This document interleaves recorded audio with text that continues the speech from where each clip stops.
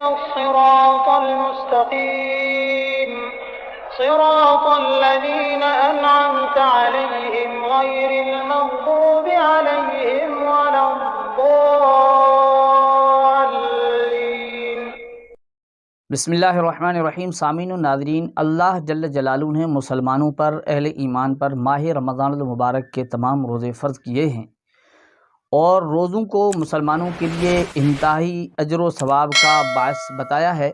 اور حضور صلی اللہ علیہ وسلم نے فرمایا کہ میری امت کو خاص طور پر 5 چیزیں دی گئی ہیں رمضان المبارک کے حوالے سے۔ ایک یہ کہ ان کے منہ کی بدبو جو روزے کی حالت میں ہوتی ہے وہ مشک سے بھی زیادہ اللہ جل جلالہ کو محبوب ہے۔ دوسری بات یہ کہ فرشتے ان کے لیے دعا کرتے رہتے ہیں، یعنی جب سے انہوں نے روزہ رکھا اور افطار تک فرشتے ان کے لیے دعائیں کرتے رہتے ہیں۔ یہ بھی اس امت کی خصوصیت ہے کہ روزہ دار جب تک روزہ میں رہتا ہے فرشتے اس کے لیے دعا کرتے رہتے ہیں، کیونکہ ان کی پیاس، ان کی بھوک کا برداشت کرنا۔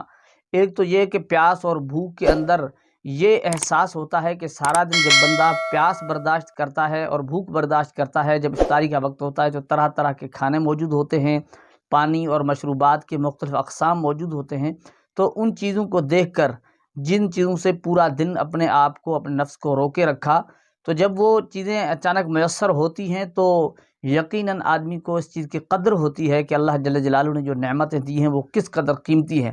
کیونکہ پیاسا آدمی جب پیاس لگتی ہے اس کے بعد پانی ملتا ہے تو پانی کی اہمیت کا زیادہ پتہ چلتا ہے۔ کھانے سے آدمی رکا رہتا ہے، اور اس کے بعد جب بھوک زیادہ ستاتی ہے پھر کھانا سامنے آئے تو اس کھانے کی زیادہ اہمیت دل کے اندر پیدا ہوتی ہے۔ تو عرض کرنے کا مقصد یہ کہ ایک تو یہ اللہ جل جلالہ کی نعمتوں کی اہمیت کا پتہ چلتا ہے اور فرشتے اس کے لیے دعا کرتے رہتے ہیں۔ دوسری بات یہ کہ آدمی کو اس چیز کا بھی احساس ہوتا ہے کہ اللہ جل جلالہ نے جتنی ہم پر فراوانی کی ہے، خوشحالی کی ہے، اور وہ لوگ جن کے پاس یہ چیزیں میسر نہیں ہیں، موجود نہیں ہیں، تو اس چیز کا بھی احساس ہوتا ہے۔ غرباء و مساکین کا احساس ہوتا ہے کہ جن کے پاس یہ چیزیں نہیں ہیں تو وہ بیچارے کس حال میں ہوں گے، ان کے لیے بھی دل کے اندر ایثار کا جذبہ بھی پیدا ہوتا ہے۔ تو غرض یہ کہ فرشتے روزہ دار کے لیے افطار تک دعائیں کرتے رہتے ہیں، اور افطاری کے وقت بھی دعائیں قبول ہوتی ہیں۔ یہ بھی ایک دعاؤں کی قبولیت کا بہترین وقت ہے۔ نمبر 3، اس امت کی خصوصیت یہ ہے کہ جنت کو روزانہ سجا دیا جاتا ہے۔ جنت کو سجایا جاتا ہے روزہ داروں کے لیے، کہ ایک تو خود جنت ہے، انتہائی خوبصورت ہے، اوپر سے اللہ جل جلالہ اور اس کو سجاتے ہیں، روزانہ سجایا جاتا جنت کو۔ یہ بھی اس امت کی خصوصیت ہے۔ چوتھی بات یہ ہے کہ سرکش شیاطین کو قید کر دیا جاتا ہے کہ وہ جس طرح غیر رمضان میں مسلمانوں کو ورلا کر ان کے دل کے اندر وسواس پیدا کر کے نیکیوں سے اور اللہ کے احکامات سے روکتے ہیں، یا ان کے دل کے اندر مختلف قسم کے وسواس ڈالتے ہیں، تو وہ ان چیزوں کے کرنے سے رک جاتے ہیں، کیونکہ وہ مقید ہو جاتے ہیں، قید کر دیے جاتے ہیں، تو مسلمان کے لیے آسانی ہو کہ وہ اعمال کی طرف، نیکیوں کی طرف آئے۔ 5ویں چیز یہ کہ رمضان المبارک کی آخری رات کے اندر روزہ داروں کی مغفرت کر دی جاتی ہے۔ تو سامعین، روزہ بہت ہی اہمیت کا حامل ہے، روزے کی بہت ساری فضیلتیں ہیں، اور اللہ جل جلالہ کو یہ انتہائی محبوب ترین عمل ہے اور مسلمانوں پر فرض کیا گیا ہے۔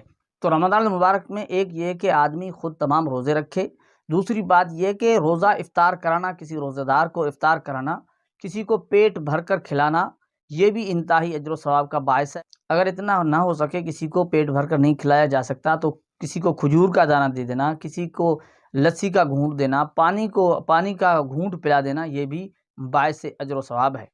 تو سامعین و ناظرین، کسی کو روزہ افطار کرانا بھی باعث اجر ہے۔ خود افطاری کرنا، اس میں یہ ہے کہ نماز مغرب سے پہلے افطاری کرنا سنت ہے، اور افطاری میں جلدی کرنا بھی سنت ہے۔ اتنی جلدی نہیں کہ وقت سے پہلے روزہ افطار کر دیا جائے، بلکہ افطاری کا وقت ہو جانے کے بعد تاخیر نہ کی جائے، یہ سنت عمل ہے۔ اور تازہ کھجور سے افطار کرنا یہ بھی سنت ہے، خشک چھوارے سے افطاری کرنا یہ بھی سنت ہے، اور دودھ سے افطاری کرنا یہ بھی سنت ہے۔